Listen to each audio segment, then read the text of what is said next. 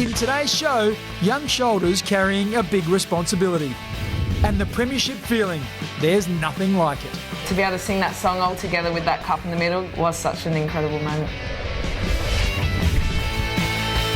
Hi, I'm Mark Bickley and welcome to The Crows Show, brought to you by the all-new Pork Belly Deluxe Burger, only at Hungry Jack's.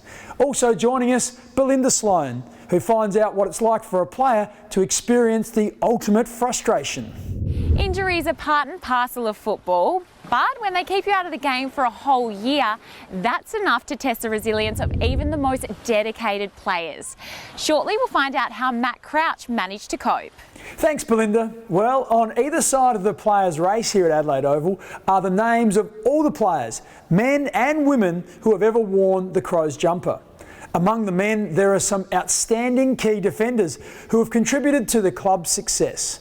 Names like Rutten, Talia, Hart and Caven. Fans are hoping that Jordon Butts will one day join that list, and so far, after fewer than 30 games, he shows all the attributes of a quality backman. Been pretty good that I've been able to hold my spot and play some pretty consistent footy. So and also being able to get my body right and you know, not be banged up and injured and just stay healthy and just get up for a game every weekend. And yeah, I think I'm something I'd be pretty proud of, just to stay healthy and fit. The more games you play, you gain more confidence and you want to get more and more out of yourself on game day. So yeah, it's probably something I'll look into and keep striving to get better. So that doesn't quite come to fruition. That was clever by Butts. He just took the front space away from him. I think I can adapt to different scenarios, and I've always been able to do that since a junior, playing in multiple positions and all that sort of stuff. So I think it's a weapon of mine, and as I said, I'm up to whatever job I get given, and I'll always give it a crack. Butts is a sitting target, and he's taken the mark. Definitely continue to explore defensive kind of tactics, I suppose. Also, my offence is probably something I've been trying to work on, trying to take more intercept marks and that sort of stuff.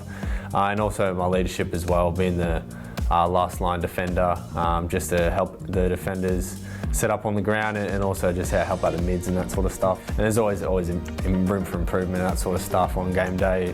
You know, the pressure's high, so it's just being able to concentrate for that a little bit extra longer and when fatigue kicks in, you just got to stay on. So we got to be all on the same page, and obviously we got to lock in and stop goals. So if you put your teammate in the best position, they're helping you out, and you're also helping them.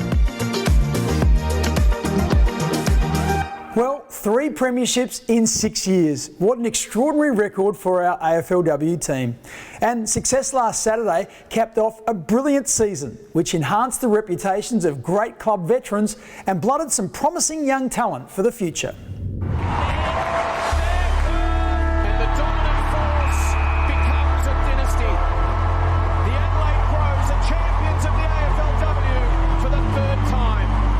Can't believe it. Over these 6 years to have 3 premierships is just insane.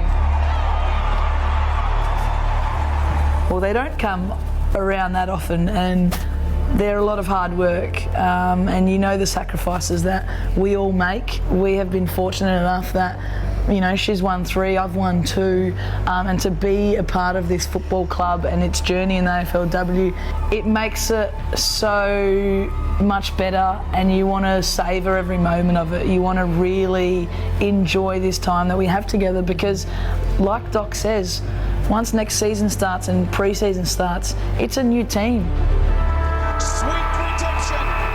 I think especially after last year's loss, we worked so hard in the off-season, and we've seen each and every person put everything into it, and we've built such a good connection. And I think going into this year, we didn't want to feel that heartbreak again. So we've just stuck by each other, and then to come away with this win was just...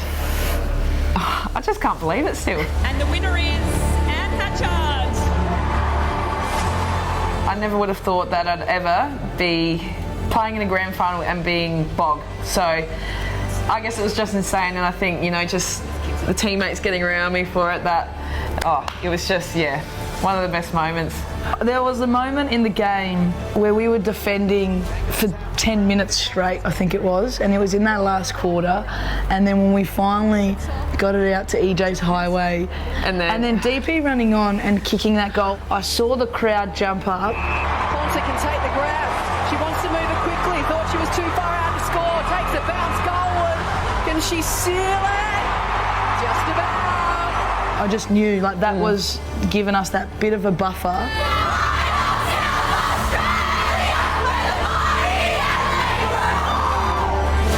Not everyone gets to wear this medal around their neck when they've had just as much part, and they deserve it as well. So to be able to sing that song all together with that cup in the middle, that just was such an incredible moment.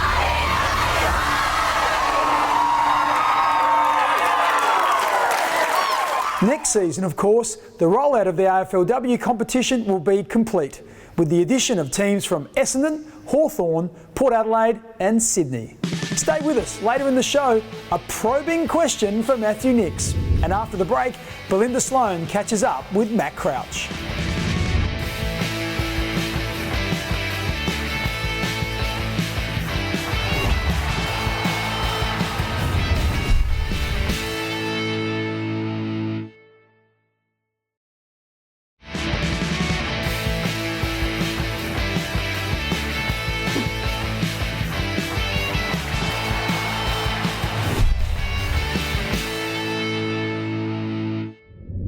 Matthew Nicks gives Matt Crouch a big rap. He says he's the team's hardest worker. So, how did he survive a whole year watching from the sidelines? Let's find out. He's the highest profile Crow heading into 2022 without a deal in place at this stage. Complicating matters is his inability to get on the park. Matt, how frustrating was it to miss the entire season of footy last year?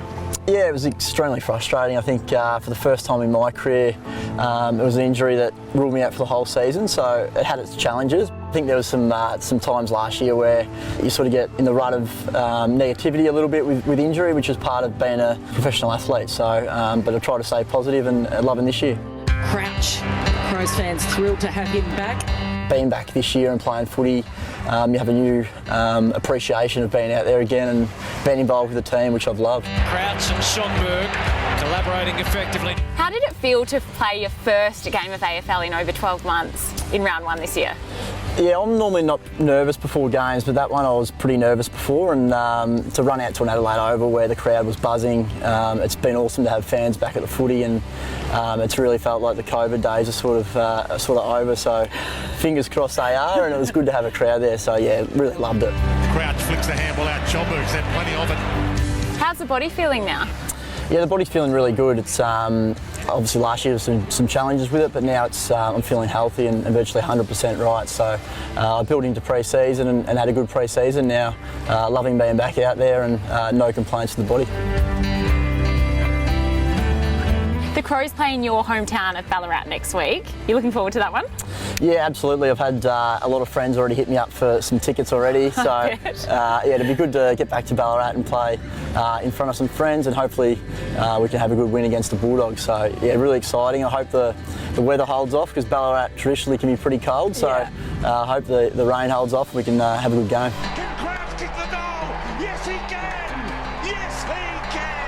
You're likely to come up against your brother Brad at St Kilda later this season. How do you feel about that challenge? Yeah, pretty excited about that. I haven't played any footy against Brad as yet, but I'd love to play against him and hopefully have a good win against him. May the best brother win. Yeah, I reckon that'll be it. There'll be some bragging rights on the line, that's for 100%. Sure. Well, thanks so much for joining us today, Matt. Go and enjoy the rest of this beautiful day in your very own backyard. Thanks for having me, Belle. I might jump in the water for a swim. Nice.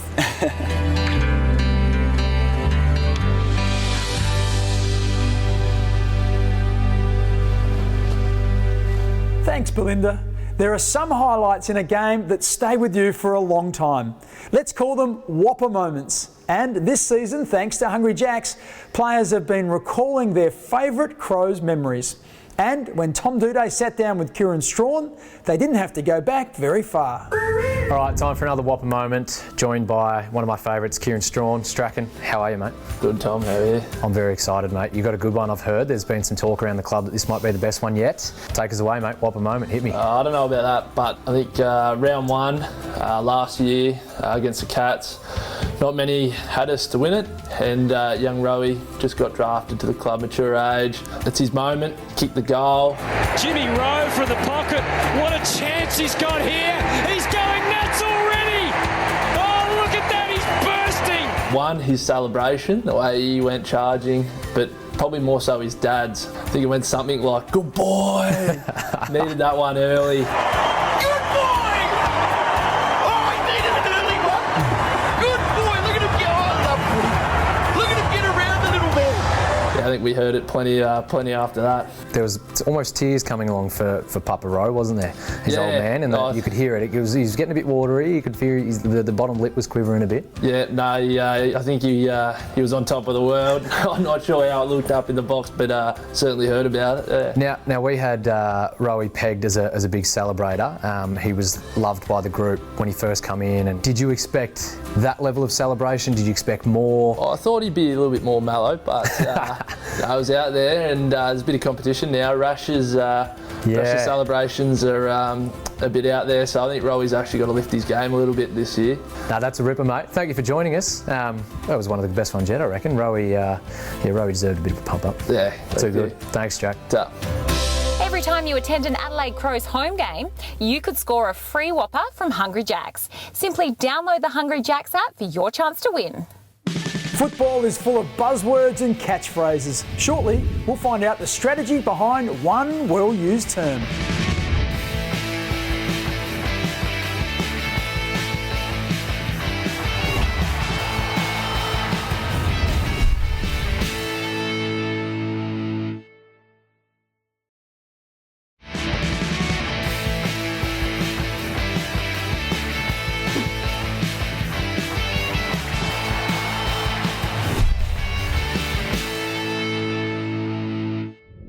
Fans can often be perplexed by the tactics of the modern game. Take zone defence, for example. What does it mean and how often is it used? Thanks to Dr. Jones and partners, let's get a clearer picture of how the strategy is employed. And they might be out here. McHenry wants a pass. Well, zone defence is more about players defending dangerous space as much as anything, not just hard 1v1 v an opponent. And there's a time and a place for both in a game of football. Sometimes you need to shut down your opponent, you've got to be right on him. Got it in as quick as he could. Butts under pressure again from right. And there's other occasions where you can slow the opposition down and you're probably working with your teammates. So Adelaide are happy with this. They're happy to go or even force Essendon down the line. I think most teams do it reasonably well. The challenge for most teams is knowing when to be aggressively hard 1v1 and then when to come off. Generally, when you've slowed opposition down, you can control the time and space a little bit more. Some teams do it really well where they can't quite press in their forward 50, so they'll nearly fold back and control the back third or the back 2/3 of the oval. So it's just situation and scenario driven on how you defend in a zone defence.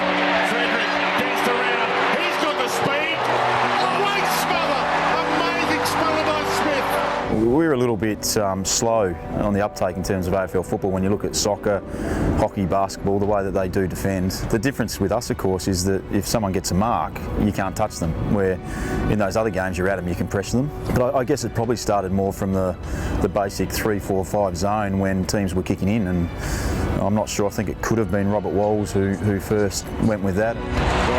Both losing their feet. Great effort from Butts. If you want to play a zone defence, you need a hell of a lot of voice from behind, from your teammates and alongside you, to make sure you're aware of opposition coming into your area.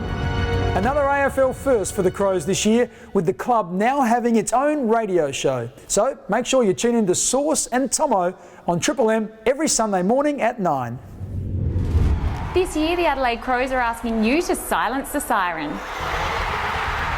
Head to ticketek.com.au to secure your seats and cheer the team as loud as you can. The Crows' major partner, Toyota, have a new offering to make travel simple for everyone, and it's called Kinto. By downloading the Kinto app, you can hire a range of Toyota vehicles from dealerships around Australia. This week, Tom Duda and Riley O'Brien visited their local Toyota to find out more. All right, Rob, we're here at Toyota today and I'm pretty excited to learn a little bit more about the new Kinto app. I am too, dudes. There's been plenty of times when I've needed a different car, especially when I'm moving house. A ute would have been pretty handy. Well, let's go try one, hey? Let's do it. So Big Rob, we've just downloaded the Kinto app, and as you can see, there's a range of different cars that we can pick from, all that you can book right now and drive away. And the great thing about that is, Tom, you don't have to be a car owner to use the app. You might just need the car for a few errands or a trip away. Now it's just a matter of which car to book. I reckon we should take a Hilux for a spin. Sounds good to me. Now Rob, we've booked the Hilux, but how good's this? We don't even need the keys to open it. We can just do it through the Kinto app. Wow, Tom, how cool's that? Righto, Tommy, time to hit the road.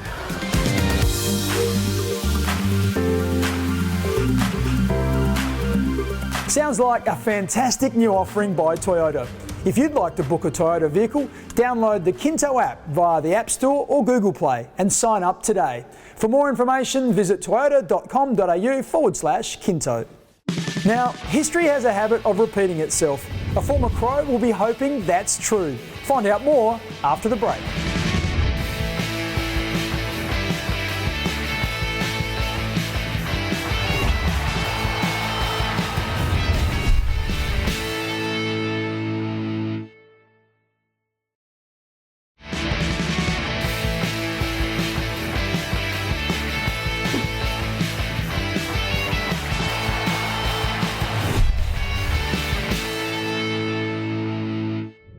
Marty Matner is in rare company. He's won a Samford Premiership with Sturt as a player and as a coach, as well as an AFL Premiership with Sydney. After steering the Double Blues to consecutive flags in 2016 and 17, he later joined Adelaide as an assistant coach. Last year, he returned to Unley, and thanks to Bendigo Bank, he explains how he hopes to repeat his earlier success. It's good to be back head coach, something I really enjoyed my first stint, and I guess it's another new challenge for me. I learned a lot, I guess, in that little period that I was at the Crows. I guess just some new techniques, some things I hadn't seen before, different club, different environment. So there was a lot of things that I learnt through my 18 months there that I've been able to bring back to my coaching and also the club as well at Sturt. And so it's been a real development year. We knew that we had such a young group and we got games into guys last year that we wanted to, I guess, target some key players getting into our team. And I guess experience is one of those things with a young list. A few different ways that we recruit. It's from our local zone and the competition in Adelaide. Then it's sort of AFL, and then it's, I guess, the NAB League and the country, Victoria and other competitions in other states. But the AFL one's the key one. So we got Jared Lena and Malachi Carruthers back to the club. I know Jared then's gone on to St Kilda, but they were probably two of our key targets in terms of ex-AFL players, but also ex-guys who've been at Sturt. We're always chatting to guys coming off AFL lists as well. Last year, we missed out on finals. I guess with our young group, we don't know where we can take us. So finals is our number one goal, and then from there, hopefully it's top three, and hopefully we are looking at premiership, and whether that's hopefully in the near future. Now, we're taking a different approach this year to finding our crow in the crowd. So, if you take a photo of yourself or a friend at one of our games and post it to social media, make sure you use the hashtag WeFlyers1. Certainly a lot of shots to choose from, and this week the winner is you. Please email faceinthecrowd@afc.com.au with photo ID to claim your prize of a double pass to Toyota's Hilux Hill at Adelaide Oval. Matthew Nix is always happy to engage with fans, and questions for the coach are coming in from everywhere. Thanks to Flight Centre, this week's is a toughie. James Kretschmer wants to know who would be the best two players to be stuck between on a flight from Adelaide to Perth. And on the other hand, who would be the worst?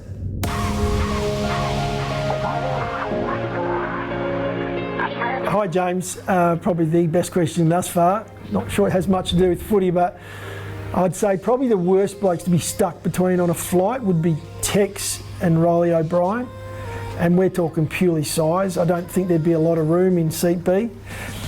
Nothing to do with their personalities, both fantastic people. And the best, I'll go the other way. I'll say definitely Laddie, because he's probably sitting on a booster seat, and maybe Paddy Parnell on the other side. That's about all we have time for on today's show.